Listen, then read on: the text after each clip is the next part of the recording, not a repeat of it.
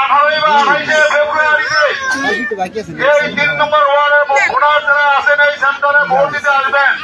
যদি মনে করেন যে কিরণ সাহেবকে ভোট দিবেন তাহলে এই সেন্টারে ভোট দিতে আসবেন।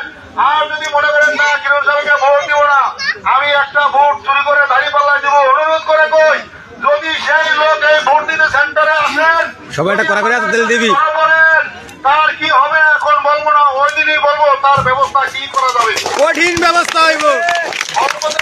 আমি কথা বলছি, অনেক চিকিৎসা কাহিনী বলে লাভ নাই, মার কাছে মামাবাড়ির কিস্তা করে লাভ নাই, কারণ আপনারা আমার থেকে ভালো জানেন এবং ভালো বোঝেন। আমরা এই দক্ষিণ মাথাভাঙ্গার মানুষ, সারা কাশিকাটা সারা শরীয়তপুরে জানে দক্ষিণ মাথাভাঙ্গার মানুষ জঙ্গলি, এটা আখ্যায়িত আমরা পরিচিত ছিলাম। কিন্তু আমি চাই না আগামীতে যেন আমরা এই দক্ষিণ মাথাভাঙ্গার মানুষ জঙ্গলি হয়ে বসবাস করি। আপনারা কি চান আমরা সবসময় জঙ্গলি হয়ে থাকি? না না, যদি জঙ্গলি হয়ে কত কাম করেন তাহলে কিরণ সাহেবকে ধানের শীষ মার্কায় একটা করে ভোট দিবেন।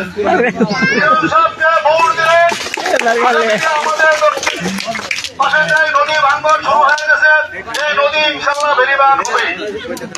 এই নদী যদি বেরিবান হয় এই দেশের রাস্তাঘাট যা আছে সকল কিছু পাকা হবে ইনশাল্লাহ। যেমন